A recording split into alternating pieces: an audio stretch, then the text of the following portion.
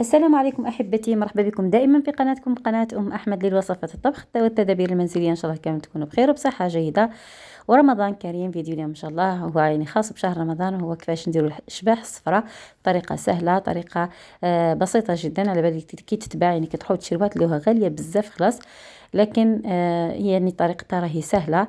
باش هو المكونات تاعها فقط يعني كاينة المكلفة، وقادر ديروها بطريقة اقتصادية. ما نطولش عليكم، نبداو من بعضنا الفيديو.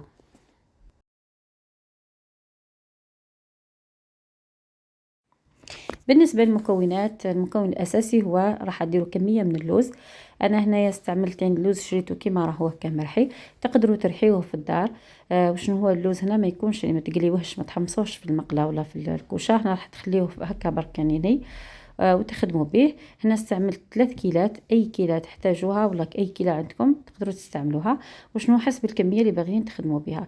تقدروا تستبدلوا اللوز بالكاوكاو. الانسان اللي ما عندوش يقدر يديرها اقتصاديه، ديرها بالكاوكاو برك، وديروا الكو تاع اللوز اللي هذوك الاذواق هذوك اللي يتباعوا. تقدروا تلوحوا كميه منه. انا راح يمد لكم هذاك الكو تاع اللوز.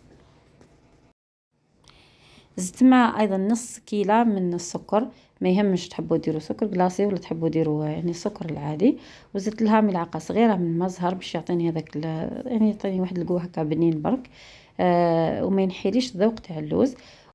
كما تشوفوا هنا درت 2 حبات صفار بيض، وبديت نبل فيها.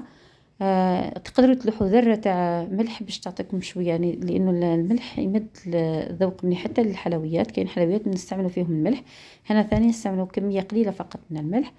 وراح نبلها. درت هنايا 2 صفار بيض، ودرت بيضه كامله.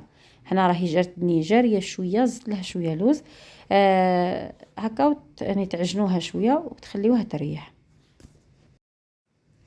لازم ما تخليوهاش ناشفه بزاف وما تخليوهاش جاريه باش تقدروا تستعملوها. يعني تقدروا كي تعودوا تطبعوا ما تقلقكمش. هنا تقدروا تستعينوا كيما درت انايا البابي هذا، تقدروا تستعينوا به باش يجيكم سهل، يعني الخدمه تاعكم تجيكم سهله. من الاحسن انكم ديروا لتحت وديروا الفوق. استعملت هنايا طابع، اي طابع يكون عندكم، يكون شويه صغير، ما يكونش من الطوابع الكبار، ورده ولا قلب ولا اي طابع عندكم. انا هذا اللي لقيتهم يعني قراب ليا عند اليد استعملتهم هكا. وراح تطبعوها. هنا شوفوا تكون شويه سميكه، ما تكونش يعني ما تكونش رقيقه بزاف، لانه هنا شبح الصفراء لازم تكون شويه يعني ما تكونش رقيقه خلاص. بعد ما طبعتهم كامل نجيب بياض البيض، حاولوا تخلطوه شويه باش ما يبقاش لاصق في الحبات، ونغطسوهم كما راكم تشوفوا كامل.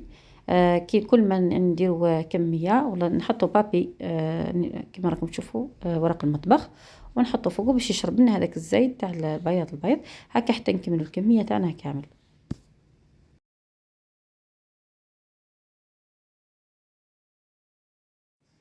من بعد نزيد نجيب ورق المطبخ ونمسح به من فوق هذوك الحبات. نحط هنا شوفوا كميه من الزيت، من الاحسن يغطسوا فيها، يعني تكون الزيت شويه عميقه وما تكونش سخونه بزاف، لانه راح هنايا الشباح الصفراء نقليهم على مرتين. هذه المره الاولى نقليهم، ما نقليهمش بزاف يعني ما نخليهمش يحمروا بزاف، ومن بعد نحيوهم ونخليهم يبردوا شويه ونزيدوا المره الثانيه كما راكم تشوفوا هكا. راح نحيهم كيما شوفوا راهم ماهمش حمر بزاف، نحطهم يبردوا ونكمل كميه كامل. هنا بعد ما بردوا لي راح نروح يعني نكمل الطريقه تاعي. قبل ما نكملها لازم نمسحهم، نحيلهم هذوك الزوائد ذوك تاع بياض البيض، باش من بعد كي نعاود نقليهم ما يوليليش يعني ما تفسدش الحبه، الشكل تاعها ما يفسدليش. من بعد نزيد نجيب بياض البيض ونبدا نعاود نفس العمليه اللي درتها في المره الاولى. نغطس كل حبه ونحطها ثاني في فوق ورق المطبخ، تنشف شويه كيما درت العمليه الاولى. هنا نجيب ايضا الزيت اللي كنت استعملتها صفيتها وعاودت سخنتها ثاني كيما المره الاولى. ما تكونش سخونه بزاف باش ما يتحرقوليش الحبات ويطيبوا بعقلهم، يعني تكون على نار متوسطه، ونبقى نقلب فيهم كيما راكم تشوفوا حتى يحمروا لي.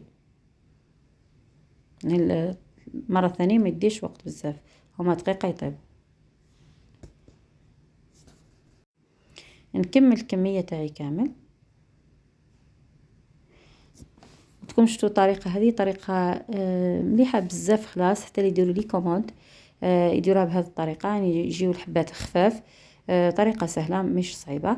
راح ندير بنفس الطريقة الأولى أيضا، نحاول نمسح الحبات تاعي، نحي أي حاجة زايدة، وهكا يكونوا شباح الصفرة تاعي واجدين ملاح وبنان.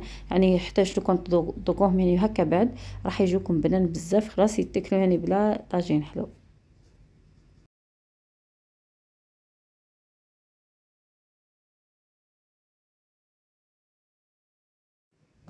هكذا بعد ما ضفتهم للطاجين تاعي، طاجين حلو كنت حطيته لكم من قبل طريقتي كيفاه نخدموه، راكم تلقاوه في القناة. كما شفتوا جاو بنان بزاف، جاو خفاف. يعني كي تكملوا تحبوا تغلي حطوهم في الطاجين وغليهم غليه خفيفه فقط، وهما راح يتشربوا هذاك لاصوص وراح يزيدوا يجيو طريين اكثر ويجيو حلوين ملاح. كان هذا هو الفيديو تاع نهار اليوم، ان شاء الله نكونوا فدناكم كالعاده. صحه صحوركم، الى اللقاء.